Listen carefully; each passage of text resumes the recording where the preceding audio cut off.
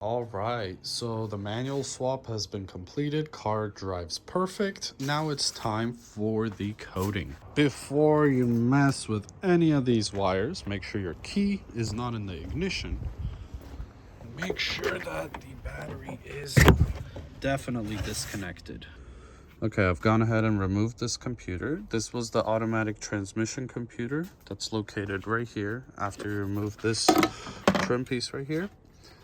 And you want to remove this computer because it will throw a check engine light in the car. In order to get rid of the check engine light, you got to remove that. But I didn't do it before because it requires some wiring. It's not much wiring, but it basically, the starter function goes through this computer, and once you remove it, it won't work. That's called the soft start function. I had to bypass that, and it's pretty simple. In order to do that, you find your ECU. This computer used to go right in here, and now all those plugs are tucked inside. But on this X60004 connector, I took pin 40 and pin 6 and I spliced the two together. So the way it works is you push this tab in and you can pull out this whole thing. And if you look carefully, these are numbered 1 through 13, 14 through 26. They only go in one way as well.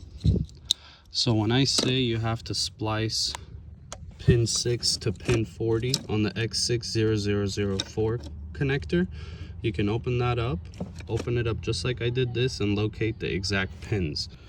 And that basically bypasses the soft start function, and I can start the car by basically holding the key like any other car. Okay, and that's it in here.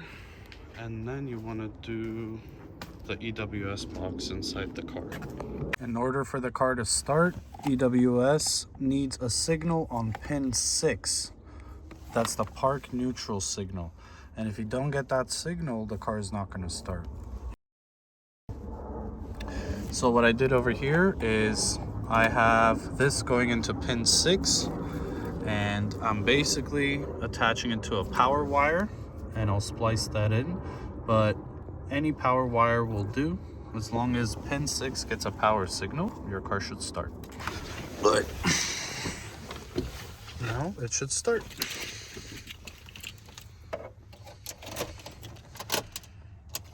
Oh. Silly me. And make sure you always turn off your battery when you're messing with the ECU or the EWS, because you don't want to short any of these modules. There we go.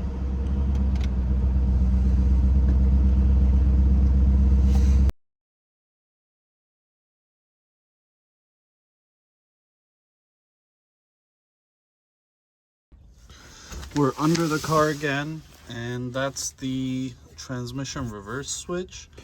I have it wired up to this plug that actually comes up, and it goes into the shifter area, into the center console. It goes in right there into the cabin where the shifter is. And I reused the original automatic transmission, one of the holes for the screws to mount the original automatic transmission shifter, and I used that as a ground for one of these wires. So as soon as it goes into the cabin, one of these wires goes straight into ground. Another wire, I had to basically fish a wire all the way behind the cluster through the center console to the shifting area, where I spliced it into this harness right here. You got to make your connection all the way up to the cluster for the reverse switch to be successfully wired in. The way you do that is you get a new wire that you fish through behind the cluster, behind the dash, all the way down to the center shift area. There are two types of clusters. Once you remove your cluster, then you will know which type you have, depending on the connector colors. Type 1 has a black connector, and if you have that black connector, you splice this wire into pin 4, which is the reverse switch. If you don't have a black connector and you have a blue connector, you splice that wire into pin 25, which is the reverse switch. In either case, it's not going to work until you get your cluster coded. So no reverse lights will work until the cluster is coded after you do all these changes.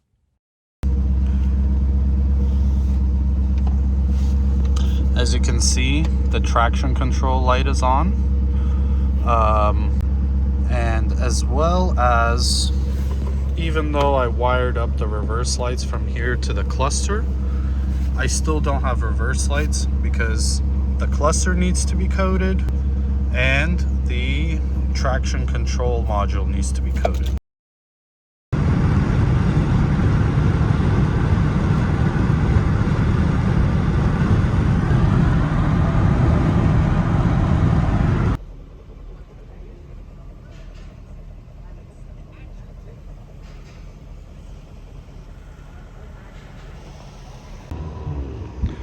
Let's see how she does.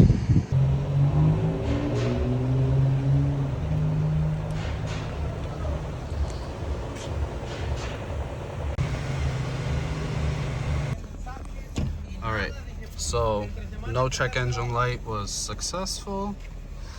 We just passed the California state emission test, so perfect. Next step is gonna be coding out the traction control and also doing the coding for the cluster for the reverse lights. But overall, it is a success.